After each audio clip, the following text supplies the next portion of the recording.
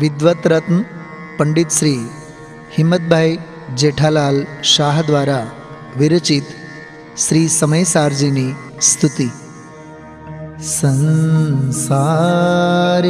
जीवना भाव मरणो शाह द्वारा विरचित श्री समय सारजीनी करी सरिता वहावी सुधातणी प्रभुवीर ते संजीवनी शोषाति देखी सरितने करुणा बिना हृदये करी मुनिकुंद संजीवनी समय प्रावृत तणे भाजन भरी कुंद कुंद रचो शास्त्र साथिया अमृते पुर्या ग्रंथाधिराज तारामा भावो ब्रह्मांडना भर्या अहो वाणी प्रशमरस भावे नितरती मुमुक्षुने पाते अमृत रस अंजलि भरी भरी अनादिनी मूर्छा विशतणी त्वराथी उतरती विभावेथी थंभी स्वरूप भळी दौड़े परिणति तू छे निश्चय ग्रंथ भंग सगळा व्यवहारना भेदवा तू प्रज्ञाक्षिणी ज्ञानने उदयनी संधि सहो छेदवा साथी साधकनो तो भानो जगनो संदेश महावीरनो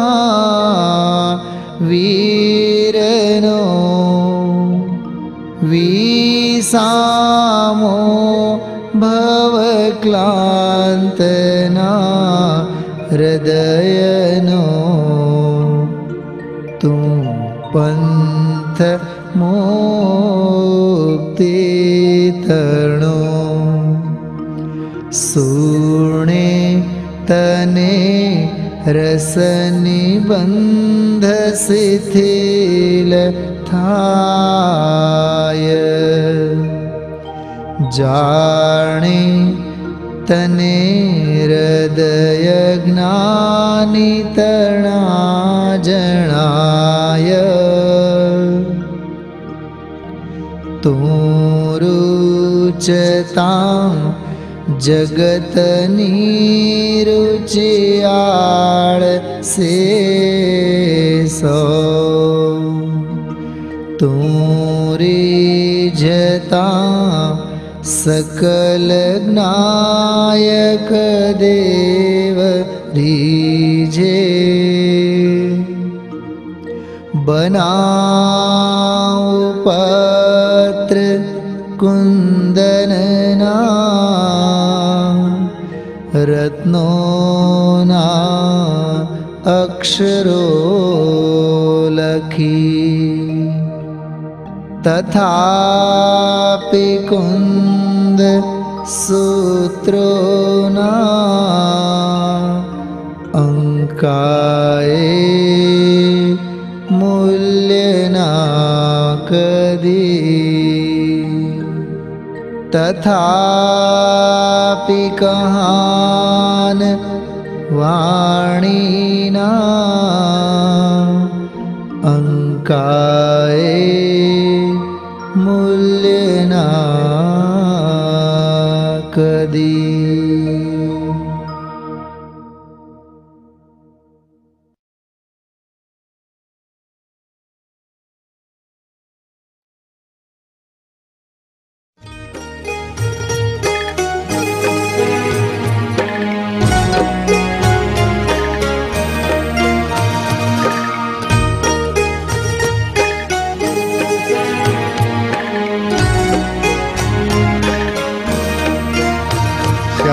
वाद नय षट द्रव्य गुण पर्याय और प्रमाण का जड़ कर्म चेतन बंध का अरु कर्म के अवसान का कह कर स्वरूप यथार्थ जग का जो किया उपकार है उसके लिए जिन वाणी माँ को वंदना शत बार है। उसके लिए जिन वाणी माँ को वंदना शत बार है, वंदना शत बार है, वंदना शत बार है।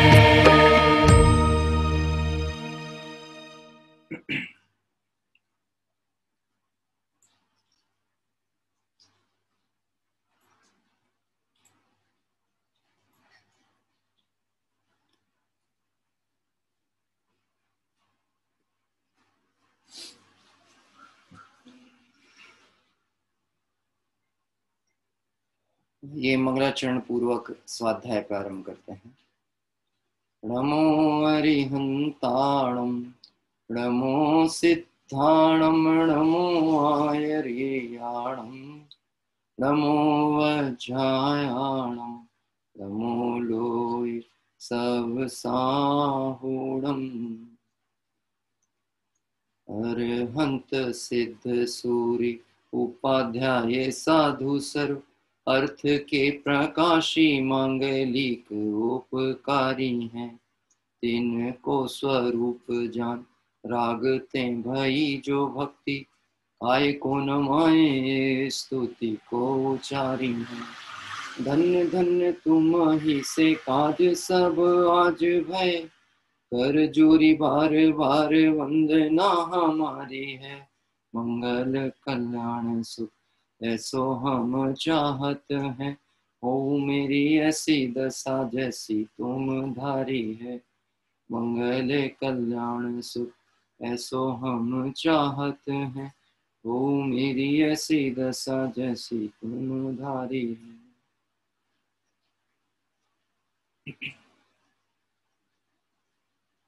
देवशास्त्र गुरु के स्वरूप निर्णय करने की मुख्यता से ज्ञान गोष्ठी, जो कि पूज्य गुरुदेव श्री की साथ आत्मार्थी भाइयों की तत्व चर्चा के रूप में ये पुस्तक प्रकाशित हुई। और इसमें दूसरा चैप्टर ही तो जो था, सेकंड चैप्टर ही है देवशास्त्र गुरु का।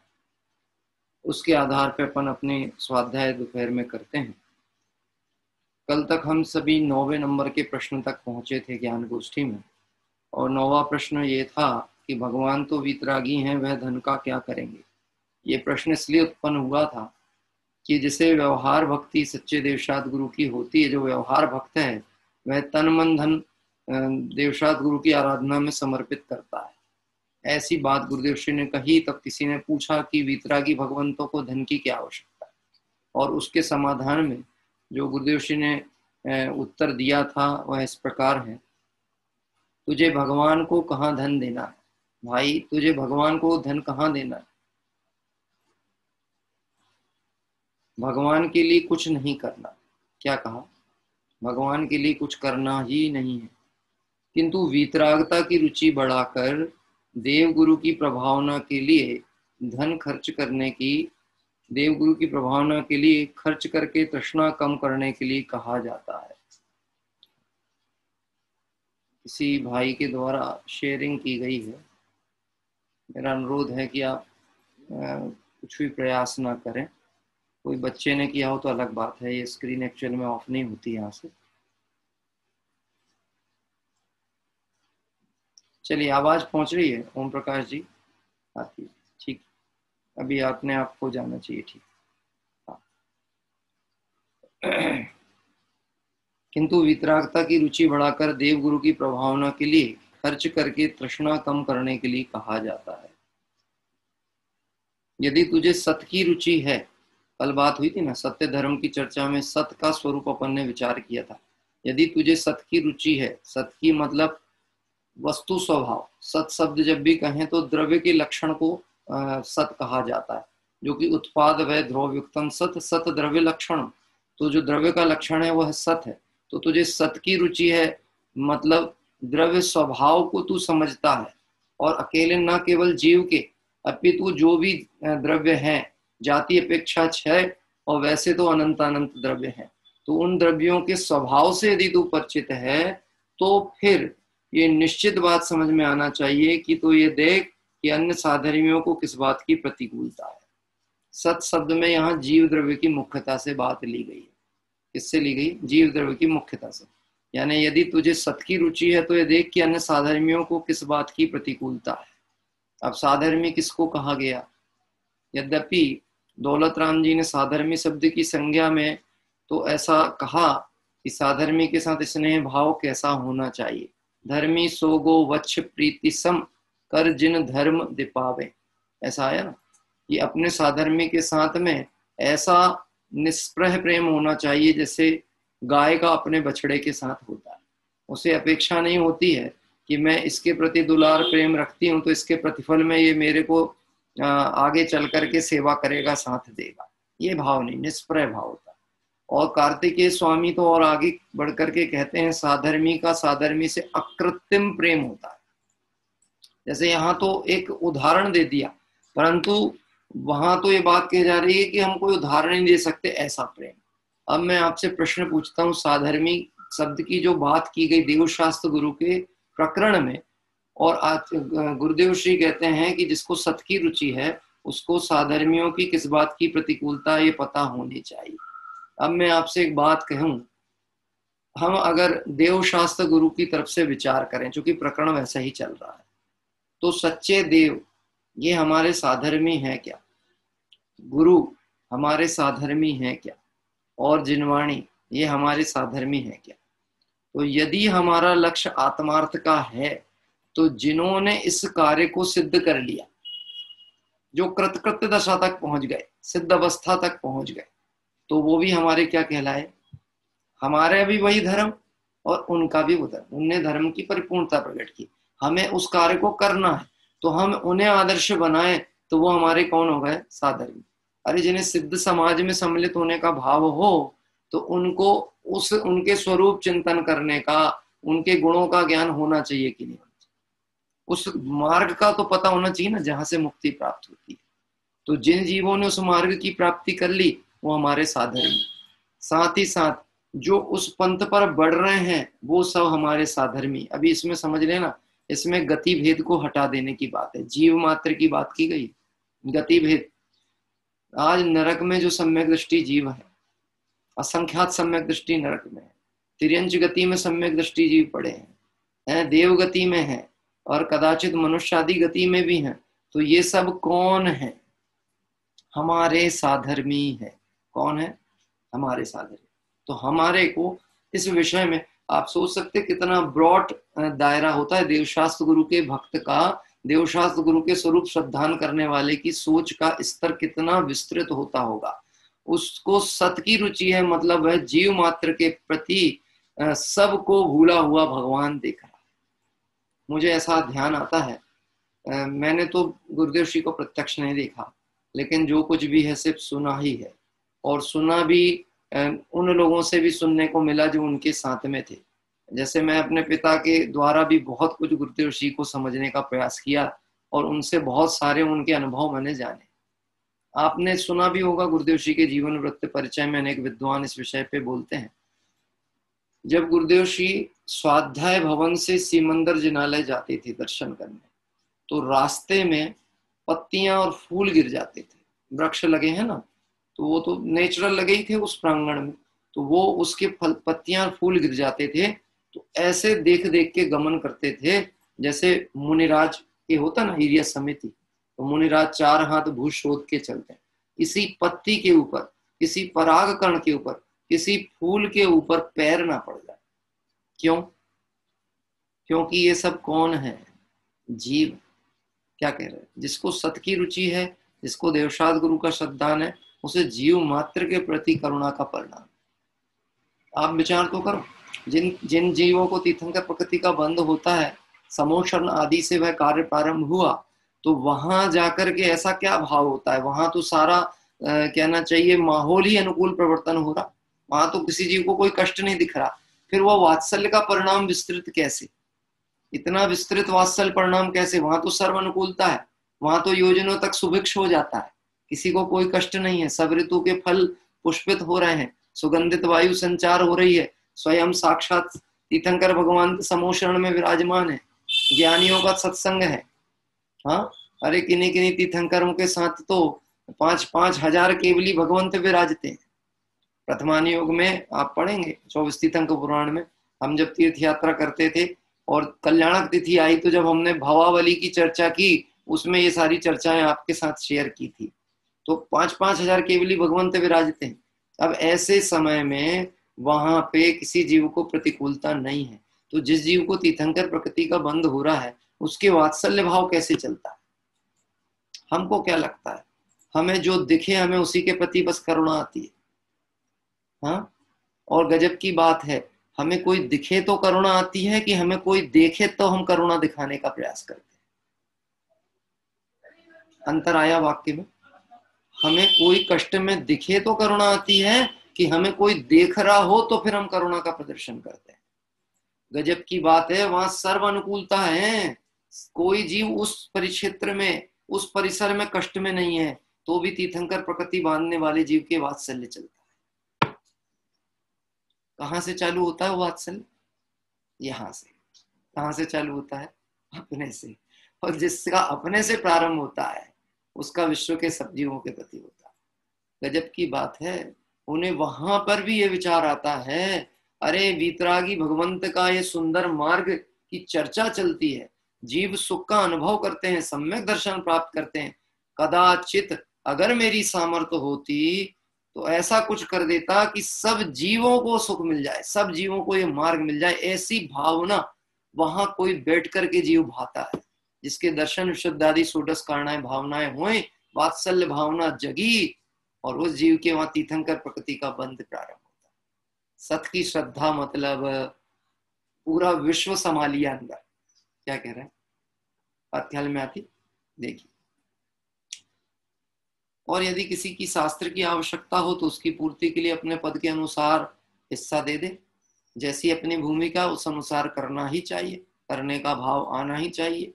देव शास्त्र गुरु के प्रति भक्ति का परिणाम कितना होना कि हमारे जिन मंदिरों में यदि कहीं पर एक जाला लगा दिख जा रहा है और हम देख तो रोज रहे हैं स्वाध्याय में बैठे बैठे, लेकिन ये सोचते हैं जाते जाते हिंट कर देंगे पुजारी को कि इसको निकाल लेना, इसको हटा देना, अच्छा नहीं लगता, नजर पड़ती है तो लोग कहेंगे मंदिर साफ सुथरा नहीं है। मैं आपसे प्रश्न पूछता हूँ, वह स्वाध्याय के काल में दृष्टि तो डालता है लेकिन उठने के बाद कह के निकल जाता है, यदि उसे ये भाव स्वयं क्यों नहीं आता कि उसको मैं ही साफ करूं? आखिर ये समूह शरण है, जिन मंदिर है, यहाँ पे मेरा भी तो कर्तव्य है कि नहीं है? और ये मेरा पुण्योदय कहलाएगा कि नहीं कहलाएगा कि मैं अष्टद्रव्य में पूजन आमंत्रण करता बन करके और सज सवर के बैठूं, चमर लेके नृत्य करूं, तभी मैं वास्तव में भगवान का भक्त हूं, तभी भगवान के प्रति भक्ति है? कि ये भी भक्ति का कोई क्रम हो सकता है? जिनवाणी यदि अपने मंदिरों की, घर की कबर फट गए हो और वो असुरक्षित हो रही हो, नष्ट होने की स्थिति में हो, और हम प्रमाद बस उस पर ध्यान नहीं देते, तो क्या हमें सत की श्रद्धा है? हमें देवशास्त्र गुरु का श्रद्धान कहलाएगा? हाँ, हम गुरुओं के स्वरूप चिंतन ना करें, उनके प्रति भक्ति का परिणाम ना करें, हैं, उनके प्रति योग्य चर्या का विचार ना करें, तो क्या हमें गुरु के प्रति भक्ति का भाव कहलाएगा? ये प्रश्न उत्पन्न किया है गुरुदेव श्री। लोग जिन्होंने समझ लिया ना, उनको गुरुदेव श्री की इसलिए महिमा आई क्योंकि उन्होंने महिमावंत पदार्थ हमको दिखा दिया। हमें एक ऐसी कुंजी दे दी, ऐसा चिंतामणि दे दिया कि अब तुम इस चिंतामणि से स्पर्श करो, पारसमणि पकड़ा दिया, इससे तुम जितना स्वर्ण चाहो उसको स्पर्श करना, सब स्वर्ण बन जाएगा। बोलो क्या चाहते हैं? कोई हमारे को 5-10 किलो सोना दे दे वो उपकारी है, कि कोई हमें पारसमणि दे दे वो उसने बड़ा उपकार किया? बोलना है। हाँ, जयंती लाल जी साहब, कौन उपकारी है? जिसने हमारे को दे दिया थोड़ा बहुत, स्वर्ण मुद्राएं दे दी, ये दे दिया, सामग्री दे दी, लो अब सुख से जियो। अरे ये तो खत्म हो जाएंगी कभी ना कभी, पर जिसने पारसमणि दे दिया उसने उपकार किया कि नहीं किया? तो मूल तो हमारे प्रदाता कौन है? देव शास्त्र गुरु भगवान। मूल हमें तो मिली थी पहले से, पर हमने गलती से भूल के रख दी कहीं, वो भूल गए। तो गुरुदेव श्री आए और गुरुदेव श्री ने कहा ये तुम्हारी रखी है, तुम यहाँ वहां भीख मत मांगो, अपनी अपनी है, अपनी अपनी उपयोग करो। तो जिसने हमको भूला हुआ भगवान बताया, उसके प्रति भगवान की, उसके प्रति भी हमें बहुमान आता है कि नहीं आता? आता है। लेकिन उन्होंने जिसका बहुमान बताया उनके प्रति भक्ति आती है कि नहीं आती? ये देवशास्त्र गुरु का बहुमान बताया। देखो अब अगला प्रश्न करने वाले हैं, जिस प्रश्न के लिए मैंने भूमिका स्वरूप ये बात कह दी। प्रश्न अगला है, ज्ञानी जीव भी भगवान के समक्ष भक्ति करते समय बोलते हैं कि हे नाथ, भाव भाव में आपका शरण प्राप्त हो। यदि भगवान का शरण ना होता तो ज्ञानी जीव ऐसा कैसे बोलते? प्रश्न पकड़ में आता? हाँ, किसी ने प्रश्न किया कि ज्ञानी जीव भी जो भगवान के व्यवहार भक्त भी हैं और आत्मश्रद्धान करने के प्रति जागृत हैं, ऐसे जीव भी प्रश्न ये करते हैं कि हे प्रभु, आपकी शरण हमको प्राप्त हो। हाँ, आपने ये पढ़ा होगा कि हमारे को हे जिनेंद्र भगवान चक्रवर्ती पद मिले लेकिन आप ना मिलो तो हमको नहीं चाहिए। हाँ, मैं लाइन एकदम ध्यान में नहीं आ रही है, उसमें आती है पाठ में, नहीं चाहता धर्म बिना चक्रवर्ती होना और नहीं अखरता जैन धर्म से रहित दरिद्री का होना। एक आध शब्द कहीं छूटा होगा, आप पूरा कर लेना, रिक्त स्थान की पूर्ति आप कर लेना। भावों को अपन दोनों मिलकर के, सब मिलकर के समझ लेते हैं। तो वहां पर ये बोला हमें ऐसा धर्म नहीं चाहिए, ऐसी चीज नहीं चाहिए, ऐसे पद नहीं चाहिए जो धर्म के बिना मिले, और धर्म के साथ दरिद्रता भी मिलती है तो चलेगा। यहाँ पे वो भावना गा रहे हैं, हे प्रभु, यदि हमको अगला भाव मिले तो आपकी ही शरण मिले। हम लोग पहले जब पाठशाला में थे एक भजन गाया करते थे, गर हो जन्म दोबारा मानव जन्म मिले, फिर से यही जिनालय भगवत शरण मिले, गर हो जन्म दोबारा। क्या बोल रहे हैं? वही बात यहाँ कह रहे हैं। ज्ञानी भी बोलता है कि हमको भव भव में आपकी शरण मिले। तो यदि भगवान की शरण ना हो तो ज्ञानी जी वैसा कैसे बोलते हैं? ये प्रश्न उत्पन्न किया। हाँ, तो देखिए उत्तर करते हैं, भव भव में भगवान की शरण प्राप्त हो ये मात्र निमित्त के तरफ की भाषा है। किसके तरफ की भाषा है? निमित्त के तरफ की भाषा। आप अभी जो मैंने भगवान की पंक्ति बोली ना, उसमें पहला शब्द पे ध्यान करो गौर। क्या कहा? गर हो जन्म दोबारा। गर यानी अगर हो जन्म दोबारा। ये हे देव शास्त्र गुरु भगवंत, आपके चरणों की भक्ति के प्रसाद से और आपके द्वारा बताए गए रत्नात्रय में मोक्ष मार्ग की आराधना से मेरे ऐसे बल प्रकट हो कि जन्म ही ना हो, यानी जन्म मरण के योग्य कार्य इसी भाव में हो जाए। लेकिन परंतु कदाचित काम पूरा ना हो पाए तो, क्या कह रहे? ना हो पाए तो फिर मैं क्या चाहता हूं कि मुझे फिर आपकी ही शरण मिले, ताकि मेरा अधूरा काम आप ही से पूरा होने वाला है। क्या कह रहा है? तो निमित्त की भाषा हुई ना, आप से ही पूरा होगा। परंतु निमित्त का भी ज्ञान हो ना, किससे पूरा होगा? काम करना तो पूरा स्वयं को ही है, लेकिन योग्य निमित्त उस समय उपस्थित होगा, तो वह योग्य निमित्त देव शास्त्र गुरु है। कुगुरु को देव मिलेंगे तो अनंत संसार परिभ्रमण फिर बढ़ जाएगा। इसलिए भावना की भव भव में भगवान की शरण प्राप्त हो ये मात्र निमित्त के तरफ की भाषा है। ज्ञानी इस भाषा का कर्ता नहीं है। ज्ञानी करता नहीं है, बोलता तो है पर करता नहीं है, चाहता नहीं है। क्या कह रहे हैं? मैं आपसे पूछूं, सम्यक दृष्टि की अंतिम इच्छा बताओ। सम्यक दृष्टि की अंतिम इच्छा।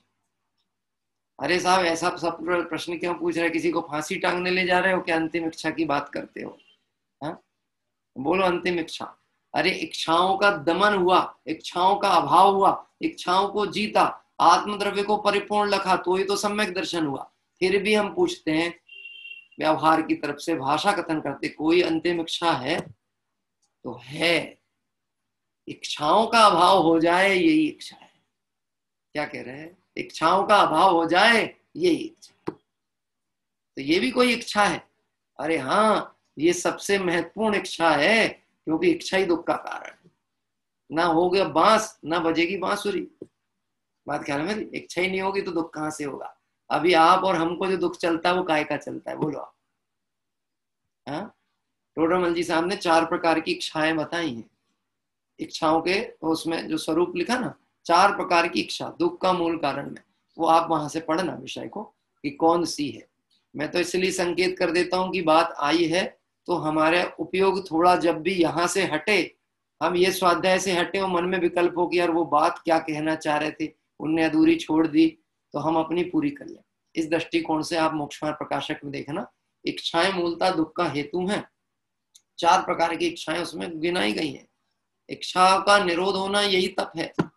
जब कल चर्चा आएगी तब रात्रि में फिर अपन विचार कर लेंगे। हाँ, अपने पास अवसर तो बहुत है काय के लिए, विचार करने के लिए, बस फुर्सत होनी चाहिए। क्या कह रहे हैं? अवसर तो बहुत है। बात 3 दफे 4 दफे स्वाध्याय और पूजा भक्ति की नहीं है, अवसर तो बहुत है। मतलब तू जब चाहे जिस समय चाहे तत्व विचार कर सकता है। देखो, आपके देवशास्त्र गुरु की पूजा भक्ति, ये मूल परमागम आदि ग्रंथों का स्वाध्याय करने की तो फिर भी मर्यादा है, काल मर्यादा है, व्यवस्था है। शुद्ध वस्त्र पहनकर विधि पूर्वक की जाती है। क्या कह रहे? विधि पूर्वक की जाती है, बिना विधि के नहीं होती। देवशास्त्र गुरु की पूजन है, जो काल है उस काल में ही होगी। भगवंत सामने विराजमान है, समोशरण है, मंदिर में है, तो अष्टद्रव्य से पूजा होगी। क्या कह रहे? घर में बैठ करके अष्टद्रव्य से पूजा नहीं होती। बोले साहब वो आप स्क्रीन पे तो दिखाते हो, तो वो स्क्रीन पे जो दिखाते हैं उसे विस्मरण कराने को दिखाते हैं, वह साक्षात नहीं है, तदाकार नहीं है। उनके सामने अर्घ नहीं चढ़ाना। भावनाएं करने में कहाँ तकलीफ है? जिन्हें बुरा ना लगे उनके लिए बात है, और जिन्हें बुरा लगे तो हम लोगों के यहाँ लौकिक में ऐसा कहते थे, भैया बुरा लगा तो 2 रोटी ज्यादा खा लेना।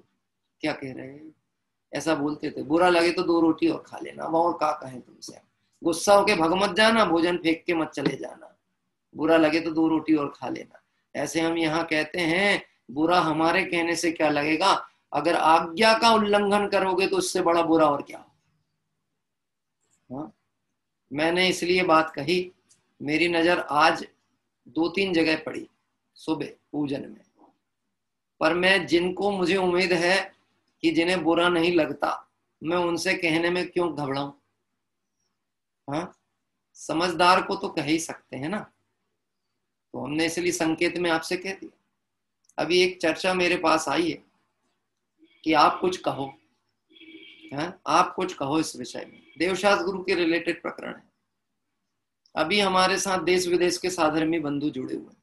क्या कह रहे हैं, देश विदेश के साधर्मी बंधु जुड़े, तो कहीं विदेश के लोगों ने आमंत्रित किया होगा किसी को, तो वहां पर दिन और रात का भेद चलता है अपने, 12-12.5 घंटे का डिफरेंस है अमेरिका के साथ में। अब वहां पूजा करानी है, कराने इंडिया के पंडित को है, इंडिया से किसी को करानी है।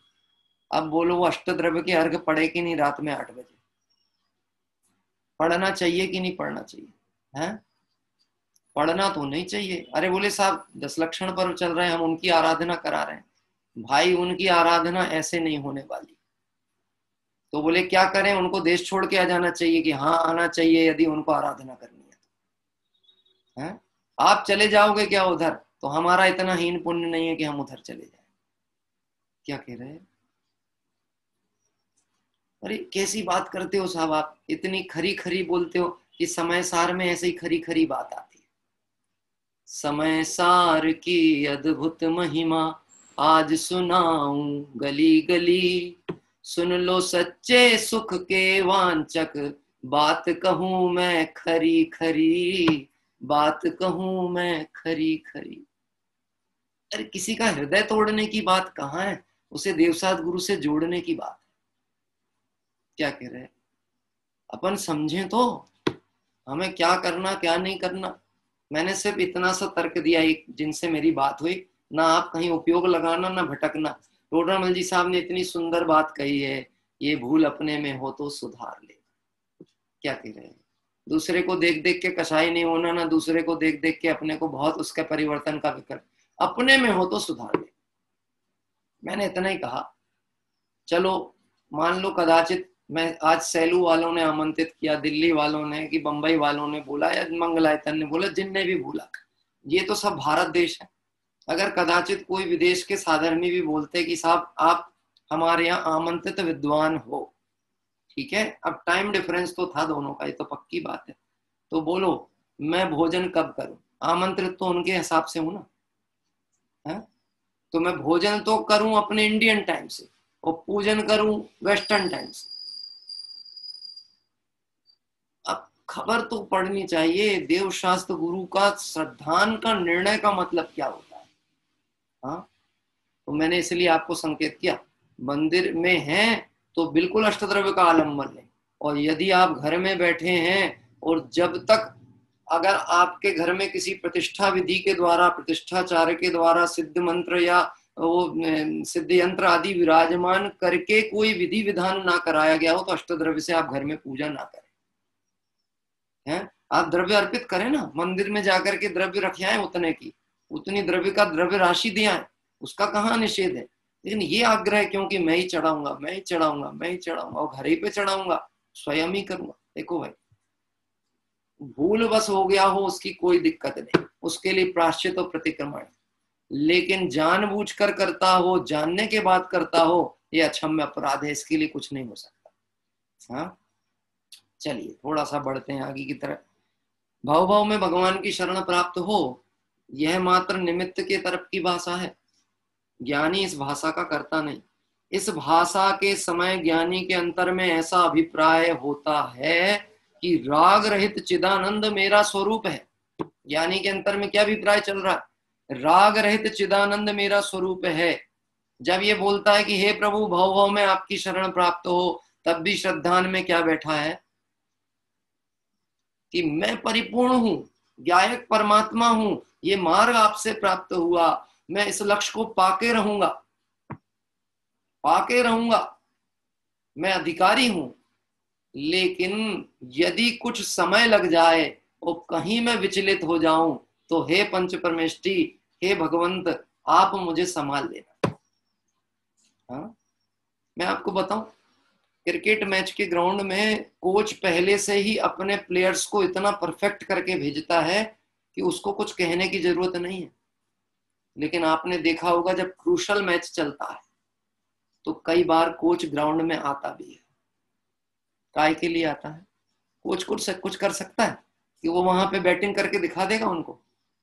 कि कुछ नहीं बताएगा, टिप्स बता के जाएगा। टिप्स, क्या टिप्स बता के जाएगा? इस चीज का ध्यान रखना, ये ध्यान रखना, बस यहाँ गड़बड़ी हो रही हो, कुछ नहीं, बाकी और कुछ दिक्कत नहीं। तो हमारे को तो क्या है, परिपूर्ण गायक परमात्मा आपने बता ही दिया। अब बचा क्या है कि यदि कदाचित कहीं कोई कषाय के वेग में या हमारे कर्मोदय जनित में कहीं स्खलन होता हो तो पुनः जब देवशास्त्र गुरु को देखते हैं तो फिर टिप्स मिल जाती है। क्या टिप्स मिल जाती? अंतर में देखो, बाहर क्यों देखते हो, घबराते क्यों हो? मार्ग बहुत सरल है, इस सरल मार्ग को प्राप्ति दुर्लभ तुमने अपनी गलती से कर रखी है, बाकी तो मार्ग बहुत सरल है। देखना, ऐसी श्रद्धा ज्ञान के होने पर भी अभी पर्याय में राग है। श्रद्धा तो कैसी दृढ़ बैठी है, जो देवशास्त्र गुरु ने कहा, सच्चे देव ने कहा कि तू गायक परमात्मा है, परिपूर्ण एक है, शुद्ध है, सदा रूपी है, ज्ञान दर्शन परिपूर्ण, ऐसा श्रद्धान में बैठा हुआ। लेकिन फिर भी श्रद्धान में बैठा है। अभी कषाय चौकड़ी की तरफ से बात करें तो सम्यक दृष्टि के अनंतानुबंधी कषाय चौकड़ी का अभाव हुआ। लेकिन अप्रत्यख्यान, प्रत्यख्यान, संजुलन तो सत्ता में है ना? हाँ, है कि नहीं? तो वो जो सत्ता में है उसके उदय होंगे कि नहीं होंगे? तो उदय होंगे। उदय अनुसार उसकी प्रक्रियाएं देखने को मिलेंगी कि नहीं मिलेंगी? मिलेंगी।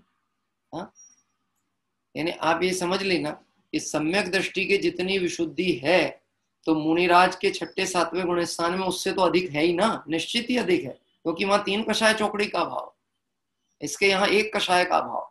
तो यहाँ पे कह रहे हैं कि ऐसी श्रद्धा ज्ञान के होने पर भी, कैसा श्रद्धा ज्ञान होने पर? मार्ग यही सही है, प्रभु ने जो बताया है, मुझे गायक देखा तो मैं अपने को गायक ही अनुभव करता हूं, ये सब होने पर भी अभी पर्याय में राग पड़ा हुआ है। अतः जब तक ये राग समाप्त नहीं होता तब तक अशुभ राग होवे, अशुभ राग तो हमें होवे ही नहीं। क्या कह रहे हैं?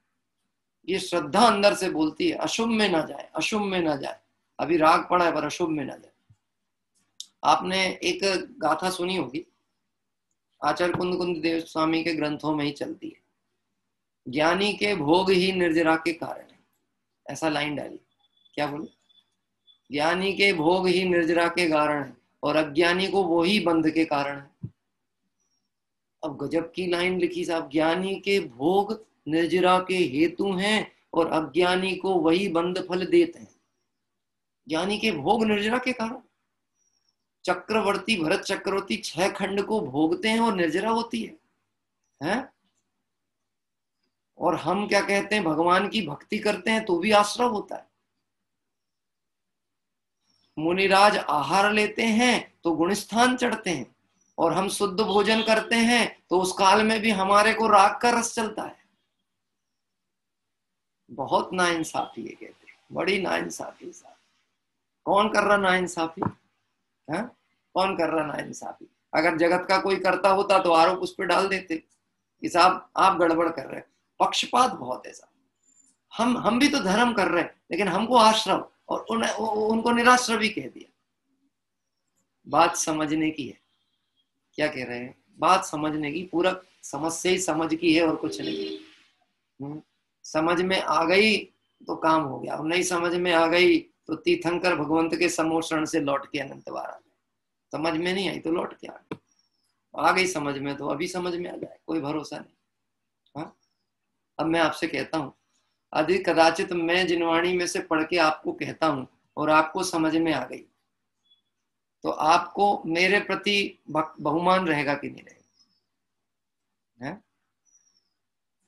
तो बहुमान तो होगा, पर मेरे पद का ज्ञान होगा कि नहीं होगा बहुमान के साथ? कि नारियल लेके तो दौड़ने नहीं लगोगे पीछे, है? यही समझने की जरूरत है। ये भावुकता का मार्ग नहीं है, भावनाओं का मार्ग है। ज्ञानी के भोग निर्जरा का हेतु का है ऐसा नहीं लगाना। भोग तो सदैव ही बंध का हेतु है, आश्रव का हेतु है। चक्रवर्ती भी जो 6 खंड का विकल्प है वो चारित्र मोहिनी के उदय से होने वाला परिणाम है, और वो होता है, लेकिन उस समय भी भेद ज्ञान धारा साथ में चलती है। क्या कह रहे हैं?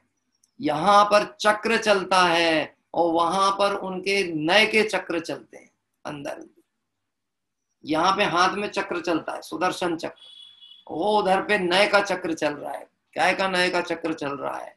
कि जैसे चक्र का काम होता है विपक्षी को धराशायी कर देना, ऐसे मेरे कर्तृत्व को मेरी श्रद्धा धराशायी करके रखती है सदैव।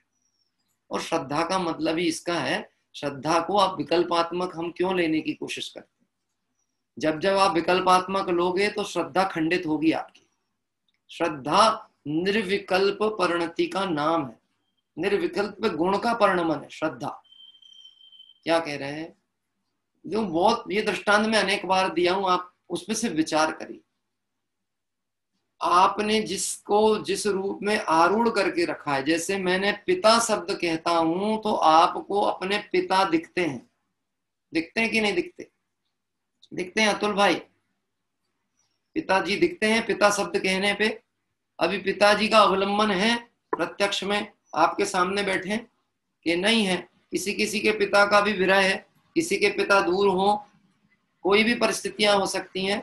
मैं कहता हूं पिता शब्द का बोलने पे पिता का स्मरण आता है तो अपने ही पिता आते हैं स्मरण में, दूसरे के नहीं आते।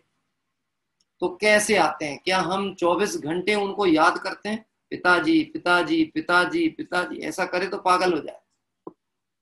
क्या कह रहे हैं? अच्छा, और सरल बात कहूं, कभी चलते चलते और ठोकर लग जाए या गिर पड़ो तो किसका नाम मुंह से निकलता है? पहले से सोच के रखा था कि इसको याद करना पड़ेगा अपने को। ठोकर लगी, बच्चे होते ना, और गिरे तो अरे माँ, माँ याद आ गई। याद आई? हिंदू भाई हो कोई, हे राम, अरे राम राम राम याद आ गया।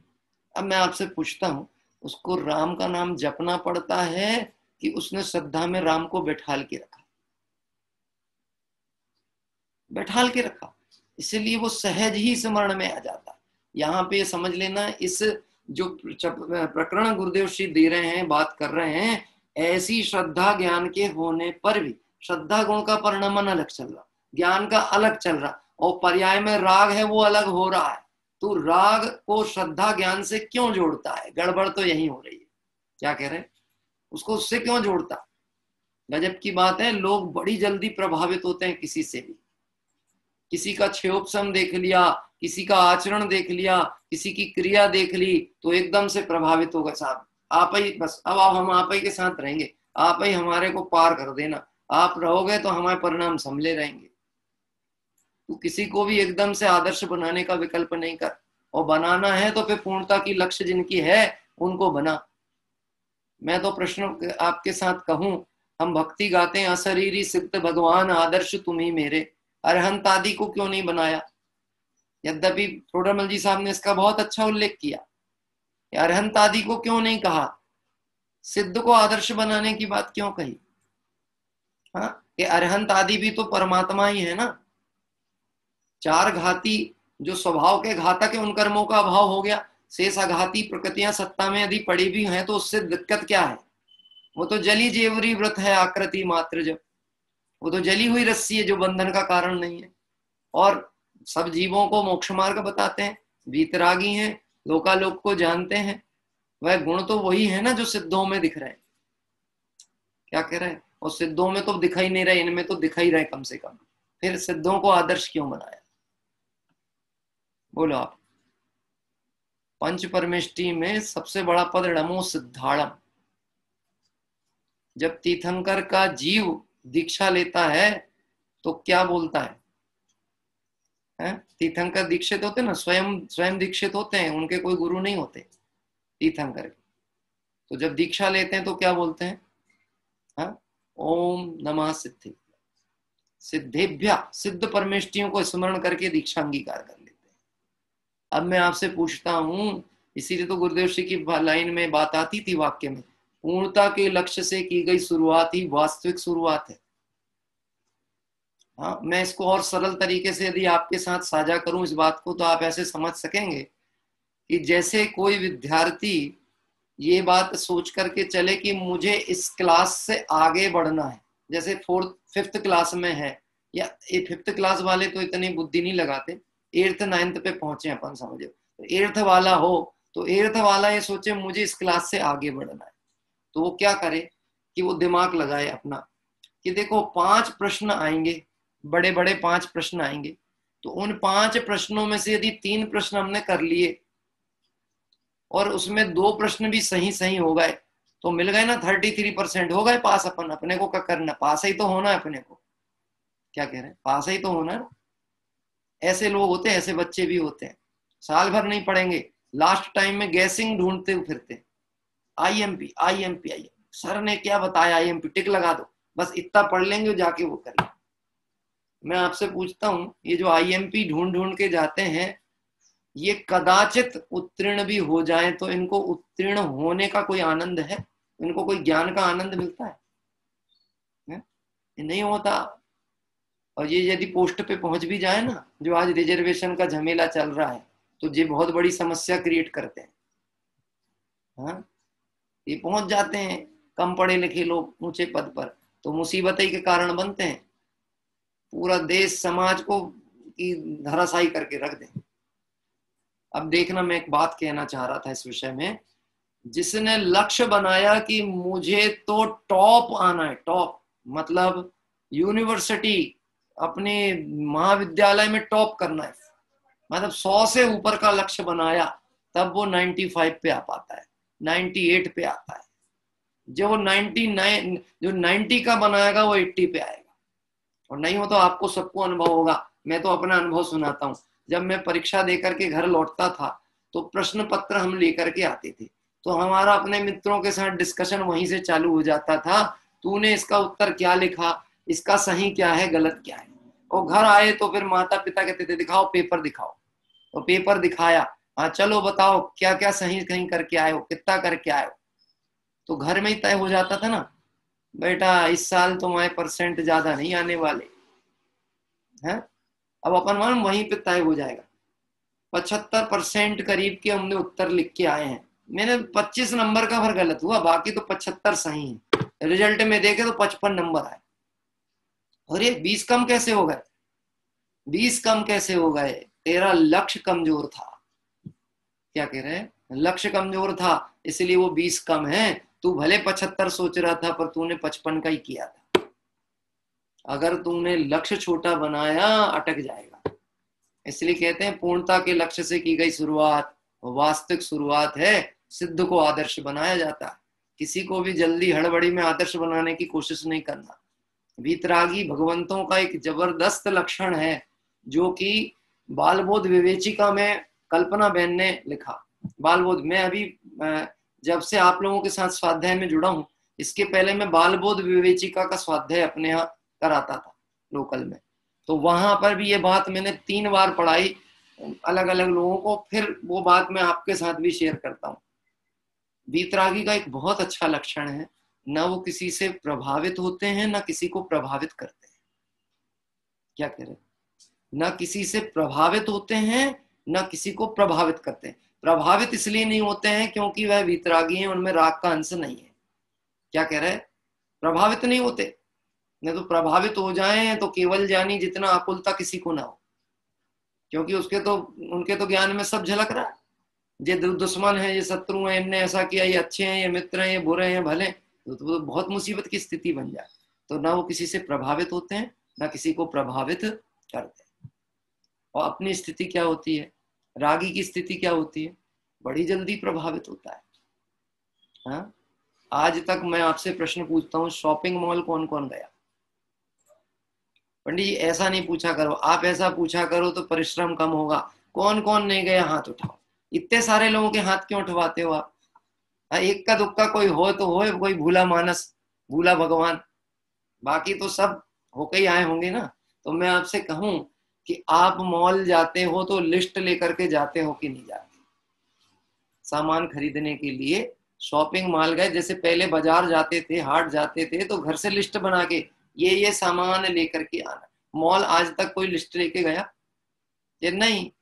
लोग तो कई बार भ्रमणार्थ जाते हैं, घूमने, चलो थोड़ा घूम के आते हैं, मनोरंजन करके आते हैं, टाइम पास करके आते हैं। जाते तो थे घूमने मात्र के लिए, लेकिन लौटते हैं तो बोरा भर भर के सामान लेके आते। अब ले लो यार, ऑफर चल रहा है, 50% छूट है, फिर अब ऐसा अवसर पता नहीं मिलेगा कि नहीं मिलेगा, अभी लेके तो रख ही लो, चलो रख लो। लेने गए 4 चीज, लेके आएंगे 40 चीज। ये रागियों की स्थिति नहीं है तो और क्या है? मालूम है मॉल वालों को कॉन्सेप्ट मालूम है, जब तक रागी रहेंगे तब तक हमारा धंधा चलने वाला है। इनको सिर्फ दिखाओ, इनको दिखाओ, इनको देखने को मिलेगा, इनका राग दौड़ेगा और ये लेके भागेगा। एक कॉन्सेप्ट है बिजनेस मार्केट का, जो दिखता है सो बिकता है। तो अपने को अपना गायक आत्मा दिखता है क्या? अगर दिखता है तो वो मिलता है। तो यहाँ पे देखो कह रहे हैं देवशास्त्र गुरु ही दिखाएंगे और उनको देखने से वो दिखेगा।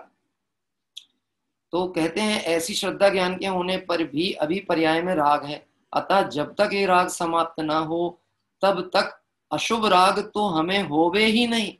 ये भावना है, जब तक मुझे प्राप्ति ना हो, जब तक सिद्धत्व की प्राप्ति ना हो, जब तक अपने स्वरूप की प्राप्ति ना हो। हाँ देखो ये लाइन डाली पवई जी ने, अपने स्वरूप की प्राप्ति हेतु हे प्रभु मैंने की है पूजन, तब तक चरणों में ध्यान रहे, जब तक न प्राप्त हो मुक्ति सदन। यही कहा ना, कब तक रहे? कि जब तक मुझे अपना घर ना मिल जाए तब तक आप मुझे अपने घर में रहने देना, क्योंकि आपके घर में मैं सुरक्षित हूं, दूसरे के घर में जाऊंगा तो लुटने के पूरे चांस। हे भगवंत आपके घर में रहने देना। देख, तब तक अशुभ राग न होवे, इस भावना से ऐसी बात आती है।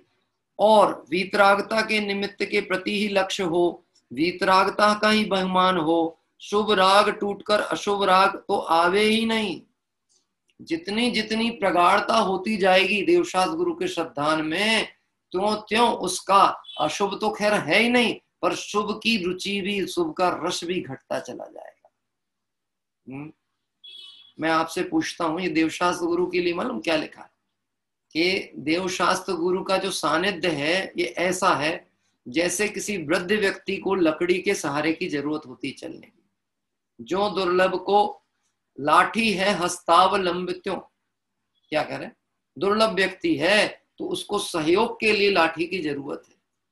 वैसे ही देवशास्त्र गुरु की सन्निधि इस संसार के जीव को, भव्य जीव को शरण रूप है, सहारा है आगे बढ़ने के लिए, मोक्ष मार्ग में आगे बढ़ने के लिए। लेकिन ये सहारा उन्हीं के लिए है जिनकी कमजोरी है और जिनके आत्मबल दृढ़ हो गया। मतलब देखो मैं और सरल कहूं अगर बात तो आपको समझ में आएगी। बचपन में 3 पहिया की लकड़ी वाली वो चलाई आपने? 3 पहिया की लकड़ी की एक वो आती थी ना, 3 चक्का वाली। हाँ वो आजकल देखने नहीं मिलती, कम मिलती है, पहले मिलती थी, गांव में बिकती थी बहुत अच्छी। तो लकड़ी की वो, उसको चलाता था पकड़ के। तो बच्चा जब लड़खड़ाते कदम से चलता था तो वो 3 पहिए की 3 चक्का वाली उसको वो पकड़ा देते थे, तो उसके बल पे वह चलता था। क्या कह रहा है? उसके सहयोग से चलता था। मैं पूछता हूं वो चलाती थी कि वो खुद चलता था? तो फिर उसकी क्या जरूरत है साहब? कि अभी इसके कमजोर हैं, पांव कमजोर है, दम नहीं है, बल कम है, तो सहयोग की जरूरत है। अब मैं कहता हूं वो लड़का, वो बच्चा अब बड़ा हो गया और बारात में अपनी शादी में जाए, वो 3 पहिया की लेके चले सबसे आगे, तो क्या होगा बोलो आप? हैं? तो वो वधू उसको वरण करेगी? हैं? कि बोले अभी तो ये डेवलप ही नहीं हुआ। तो ऐसे पंच परमेष्टियों के प्रति निर्बलता की, राग की भूमिका में उनके प्रति भक्ति का भाव ज्ञानी को आए बिना रहता नहीं है। लेकिन जब अपना आत्मबल दृढ़ होता है और भगवंतों के मार्ग का श्रद्धान दृढ़ता से आता है तो शुभ राग छोड़ना नहीं पड़ता, छूट जाता है। क्या कह रहे हैं? छूट जाता। देखो लिखते हैं आगे गुरुदेव श्री के ये जो चर्चा है उसमें आगे बात आती है। अब शुभ राग लंबे समय तक तो टिक नहीं सकता, अल्पकाल में ही पलटकर या तो वीतराग भाव रूप हो जाएगा या अशुभ भाव रूप हो जाएगा। क्या कह रहे हैं? देखो ध्यान से पढ़ना। क्या? अब शुभ राग लंबे समय तक तो टिक नहीं सकता। निश्चित समझ लेना, शुभ राग भी दीर्घकालीन नहीं है। आप और हम अभी विचार करें, इस समय हम स्वाध्याय कर रहे हैं, कौन सा चल रहा है भाव? शुभ भाव कि अशुभ भाव? शुभ भाव कि अशुभ भाव? अभी जिनवाणी पढ़ रहे हैं ना, स्वाध्याय कर रहे हैं, शुभ भाव या अशुभ भाव? हम इसको ऐसा मान के चल रहे हैं हम अशुभ से हटे शुभ में ही लगे हुए। नहीं, एक एक समय का खेल है, एक एक समय का। बैठे बैठे परिणाम पता नहीं कहाँ पहुंच जाता है। क्या कह रहे हैं? अभी बैठे बैठे परिणाम यहाँ वहां। कोई उदाहरण सुना, कोई बात सुनी है। अब मैं तो दृष्टांत दे रहा था शॉपिंग मॉल का और आपको याद आ गई, अरे भैया हमने तो वो सामान लाए थे, उनने बोले थे 8 दिन के अंदर बदल लेना। पंडित जी बहुत उपकार आपका, याद दिला दिए स्वाध्याय के बीच में। हमको थोड़ा ना मालूम था आपका उपयोग वहां चला जाएगा, शुभ से अशुभ में चला गया एक क्षण में। मैंने बताया था ना, एक माता जी को भगवान के दर्शन करके घर का दूध याद आ गया कि हम गैस की गंजी दूध रख के आए बर्तन गैस के ऊपर और भूल गए, और जल्दी जल्दी दर्शन करने आ गए तो भूल गए। तो याद कहाँ से आया कि भगवान के दर्शन किए, धवल प्रतिमा देखी, श्वेत प्रतिमा देखी, तो दर्शन छोड़ी और भागी घर। ये बोले दूध बह जाएगा, दूध बह जाएगा। ये भाई, दूध देख के भगवान याद नहीं आते, पर भगवान को देख के दूध याद आता है। गुरुदेव श्री कहते हैं तेरी रुचि किस तरफ है, विचार तो कर। तेरी रुचि किस तरफ जा रही है? सुबह उठते से ही न्यूज़पेपर, टीवी, पुत्र स्त्री पुत्र, ऐसा कोटेशन है गुरुदेव श्री का। ये सब तो ध्यान आता है और पंच परमेष्टि भगवंत का स्मरण नहीं होता, देवसाद गुरु की भक्ति का परिणाम नहीं आता, रक्षाल पूजा का भाव नहीं आता। तू स्वयं तय कर तेरी रुचि किस दिशा में जा रही है, देखना। तो यहाँ लिखा शुभ राग लंबे समय तक तो टिक नहीं सकता, अल्पकाल में ही पलटकर या तो 2 स्थिति बनेंगी, या तो वीतराग भाव रूप होने वाला है और नहीं तो अशुभ राग में जाने वाला। तो जो ज्ञानी जीव है वो अशुभ से तो भयभीत रहते हैं, इसलिए बुद्धि पूर्वक शुभ में लगते हैं, लेकिन लक्ष्य वीतरागता का होता है। इसलिए उनको ये भाव होता है कि जब तक वीतराग रूप दशा ना हो तब तक तो पंच परमेष्टि की शरण हमको मिलती है। वो एक पंक्ति मुझे याद नहीं आ रही, आएगी तो मैं बताऊंगा। अपन ये पूजन के पहले अपन पढ़ते हैं, वीतरागात परो देवो ना भूतो ना भविष्यति, ये जो लाइनें वगैरह आती ना, वो क्या है, शायद विनय पाठ ही है, देव स्तुति है, ऐसा कुछ है। उसमें एक बहुत अच्छी आई है लाइन, यही वाली, इसी तरह के भावों को अभिव्यक्त करने वाली बहुत सुंदर लाइन आई, और अभी मेरे को स्मरण में नहीं आ रही। चलिए जब आएगी तब आएगी, वो भी नियत क्रम में ही आना होगी तो आएगी, और नहीं तो फिर आप भी पुस्तक खोल के देखना और मैं भी बाद में देख लूंगा, और फिर जब आएगी तब बता देंगे। आगे बढ़ते हैं। वीतराग का ही शरण हो, इसमें ज्ञानी की ऐसी भावना है। अब देखो गुरुदेव श्री और खुलासा करते हैं, वीतराग का ही शरण हो, इसमें ज्ञानी की ऐसी भावना है कि यह शुभ टूटकर अशुभ ना हो। जो भगवंत की भक्ति का परिणाम मेरा तैयार हुआ है सजे, यह शुभ में से अशुभ में ना जाए, अपितु शुभ टूटकर वीतरागता ही हो। क्या भाव है? हाँ, अनु भाई ने भेजा दर्शन पाठ में, आइए देखो, सही चीज आपने पता कर ली। दर्शन पाठ में वो पंक्ति आई, अब पंक्ति क्या है वो और आप ढूंढ लेना, परंतु अभी स्वाध्याय से उपयोग अभी मत ले जाना वहां, नहीं तो मैं जो कहना चाह रहा हूँ वो बात छूट जाएगी, ठीक है ना। अब जब आनी होगी तब आ जाएगी। दर्शन पाठ में आइए। वीतराग के बहुमान का राग हुआ। देखो पहली लाइन क्या की, वीतराग की ही शरण हो, ऐसे ज्ञानी की ऐसी भावना है, इसमें ज्ञानी की ऐसी भावना है कि यह शुभ टूटकर अशुभ ना हो, अपितु शुभ टूटकर वीतरागता ही हो। शुभ से अशुभ में तो जाना ही नहीं चाहता, लेकिन शुभ में अटके रहना भी नहीं चाहता। उसकी तो भावना वीतरागता की प्राप्ति की है। काय की भावना है? लक्ष्य क्या है? मम परम विशुद्धि भवतु। टीका करना लक्ष्य नहीं है अमृतचंद स्वामी। मम परम विशुद्धि भवतु, नियम सार पढ़ के देखो आप, स्वाध्याय करो नियम सार। नियम सार किसके लिए लिखा? आचार्य कुंद कुंद स्वामी। पद्मप्रभ मलधारी देव ने टीका किसके लिए की? नियम सार की टीका हुई किसके लिए? अपने स्वयं को निश्चय रत्नात्रय में स्थापित करने के लिए की गई है। क्या कह रहे हैं? ऋणीय भावना निमित्तम, ऐसा आता है लाइन, ऋणीय भावना निमित्तम, अपने स्वयं को निश्चय रत्नात्रय में स्थापित करने, निश्चय रत्नात्रय से जोड़े रखने के लिए। यानी कुंद कुंद आचार्य भगवंत को भी ऐसा भाव आता था कि हमें अपने प्रति सावधानी रखना बहुत जरूरी है, नहीं तो ये शुभ राग की जो कचास है ना, ये कब अशुभ में ले जा लेगी पता नहीं लगने वाला। हाँ, देखना थोड़ा नेटवर्क डिस्टर्ब हुआ है, पर ठीक है, मुझे लगता है आती है आवाज, आती है जयंती लाल जी साहब? हाँ आती है, ठीक है। तो देखो यहाँ कह रहे हैं वीतराग के बहुमान का राग हुआ, उस समय भी लक्ष्य तो वीतराग की तरफ होता है। वीतराग के बहुमान का राग हुआ, भगवान की भक्ति का राग हुआ, तो भक्ति का राग है कि भगवान के स्वरूप अवलोकन करने का परिणाम है, और उनके स्वरूप अवलोकन का मतलब आत्म स्वरूप का अवलोकन का परिणाम। देखो दिगंबर मुनिराज है, इनके छठे गुण स्थान, सातवां गुण स्थान हो, छठे से सातवां, तो वंद वंदक भाव का भाव हो जाता है। मतलब उन्हें आवश्यक कहीं भी नहीं है कि वो प्रतिदिन देव दर्शन करने जाए। क्या? अरे आवश्यक नहीं मतलब वो उनके लिए नैष्टिक ही नहीं। सहज भाव आए वो करें तो करें और ना करें तो ना करें। मैं आपसे प्रश्न पूछता हूं, ये नहीं करते होंगे तो ये बिना देव दर्शन के आहार ले लेते होंगे? हाँ, बिना देव दर्शन के आहार ले सकते हैं मुनिराज कि नहीं ले सकते?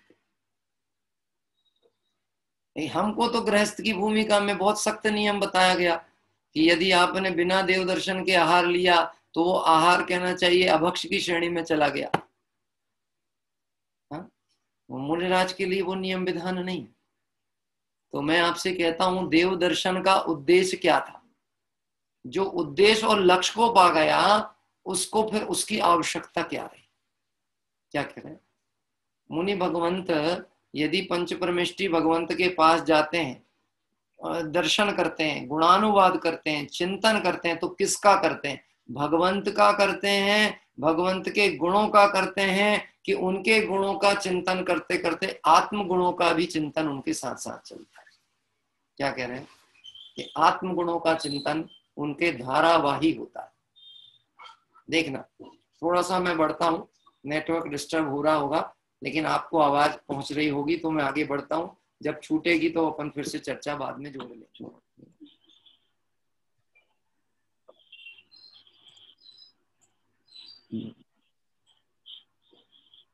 देखो हमारे वीतरागी भगवंत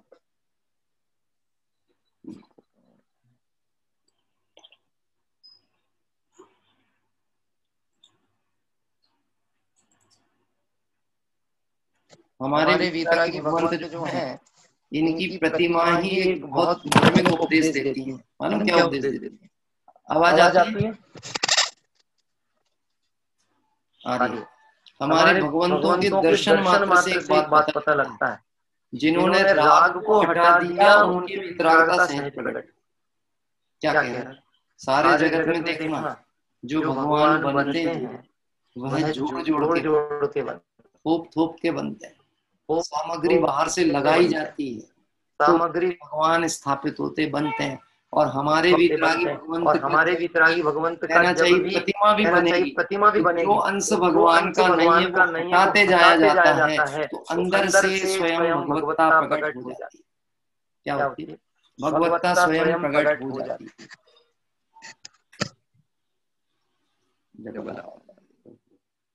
हाँ, अभी नहीं आ रही होगी, अब आवाज क्लियर आ रही है। ये पुद्गल है, इसको भी स्थिति इसकी घड़ी बड़ी गजब की है। मेरे मोबाइल का माइक भी चालू था और लैपटॉप का माइक भी चालू था। एक द्रव्य के अंदर रहने वाली दो पर्याय एक दूसरे के साथ टकराने को तैयार है। वो कहती है अपना अपना काम कर, तू अपने में रहे, मैं अपने में रहूंगा। अब इससे ज्यादा प्रैक्टिकल और क्या मिलेगा आपको रंग को, क्या कह रहे हैं। बस ये है कि हमारे को तो दृष्टिकोण तैयार करना है, अपना अभिप्राय निर्दोष करना है। इससे सरल मार्ग और क्या है मोक्ष मार्ग। जहां देखो दृष्टि परिवर्तन होगा, जहां देखोगे वहां वहां ज्ञान और वैराग्य के ही आपको साधन दिखने वाले हैं। और यदि राग मौजूद है तो वही अवस्था में फिर आपको बारंबार राग की ही वृद्धि होने वाली। देखिए समय भी तो हो चुका है, अपना समय हो गया है, तो आज बड़ा डिस्टरबेंस भी हो रहा था आखिरी में। लेकिन गजब की बात है, जब आज हमारे यहाँ पे घटना हुई, हमारे एक घटना हुई, क्या घटना हुई कि मेरे घर के 3 घर बाजू में एक बड़ा वृक्ष गिर गया, और वृक्ष गिरा तो मेन पावर लाइन के ऊपर गिरा। तो पूरा हम डार्क था, लाइट ही नहीं थी अभी तक हमारे यहाँ, तो पूरी बिजली बंद थी सब जगह। और मेरे लैपटॉप की बैटरी मुश्किल से बची थी 10% की, मोबाइल का बैलेंस खत्म हो चुका था। तो मैंने कहा चलो अपन एक काम करते हैं, एक मैसेज डालते हैं कि सभी लोग अपना अपना स्वाध्याय प्रारंभ करें, कि भाई अभी है ही नहीं व्यवस्था, तो जो है सो ठीक है, क्या है इतनी सूचना पर प्रेषित कर दें। बिल्कुल 10 मिनट पहले लाइट आई तो लैपटॉप चार्ज होने लगा, क्या कह रहे हैं, और मैंने बैलेंस का मैसेज डाला था तो वो भी हैंगओवर में पड़ा था, तो 2-3 मिनट पहले मैसेज आया कि आपका टॉपअप रिचार्ज हो गया। अब मैं कहता हूं कि यदि हमारी आत्मार्थ की भावना है, स्वाध्याय की भावना थी, हमें तो ये स्वाध्याय अपने हित के लिए करना है। तो यद्यपि कोई इसका करता धरता नहीं है, तो होने ही वाला हुआ था, और नहीं भी होता तो भी क्या हमारा आत्मार्थ, हमारा स्वाध्याय छूटने वाला नहीं। हमको तब भी यही भरोसा रखना था, जो जो देखी वीतराग ने सो सो होसी वीरा रे, अनहोनी कबहू नहीं होसी काहे होत अधीरा। ऐसा चिंतन विचार करें। जो पंक्ति में बार बार याद करने की कोशिश कर रहा था, हमारी बहन ने ऊपर से देख करके लेके आई। दिन दिन पाऊं जिनवर भक्ति, दर्शन पाठ में ये पंक्ति है। दिन दिन पाऊं जिनवर भक्ति, जिनवर भक्ति, जिनवर भक्ति, सदा मिले वह सदा मिले, जब तक न मिले मुझको मुक्ति। ये लाइन आई ना, दिन दिन पाऊं जिनवर भक्ति। दिन दिन, दिन दिन मतलब हमको तो ऐसा लगता है कि प्रतिदिन हम और उसी में लगे, और उसी में लगे, और उसमें लगे। ऐसा नहीं, भगवंतों के दर्शन पूजन भक्ति से हमें उनका बहुमान तो आ ही रहा है, पर अपना भी ज्ञान होता चला जाता है। तो जिनसे होता है हमारे को उनके साथ रहना अच्छा लगता है, उनके साथ समय बिताना अच्छा लगता है। जो हमारे को हित का मार्ग बताएं, उनके प्रति बहुमान का भाव आए बिना नहीं रहे।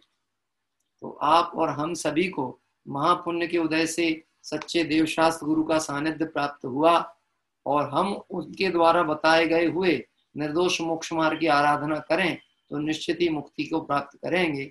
ऐसी भावना से अभी स्वाध्याय सभा को विराम लेते हैं। कल विषय पे आगे चर्चा करेंगे। रात्रि की भक्ति की सूचना मैंने दे दी थी। एक तो नियति जैन है, अभी मैं मैसेज डाल दूंगा, तो वो कानपुर से नियति जैन जो है वो भक्ति लेगी, छोटी कोई बालिका है। और एक और हमारे स्तुति के लिए उनको भी नाम प्रेषित हम कर देंगे। आइए हम सभी जिनवाणी स्तुति का पाठ करते हुए सभा विसर्जित करते हैं। निज निधि निज में बताई यह अनंत उपकार है, इसके लिए जिनवाणी माँ को वंदना सतबार है। विधि पूर्वक नमोकार मंत्र का पाठ करते हैं। नमो हरिहंताणं, नमो सिद्धाणं, नमो आयर्याणं, नमो वज्रायाणं, नमो लोय सब साहूणं। नमो हरिहंताणं, नमो सिद्धाणं, नमो आयर्याणं, नमो वज्रायाणं, नमो लोय सब साहूणं।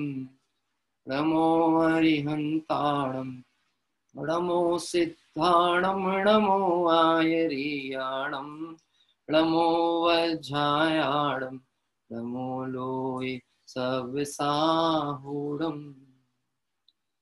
जय बोले द्वादशांगमय जिनवाणी माता की जय हो। देव शास्त्र गुरु भगवान की जय हो। वीतरागी जैन शासन की जय।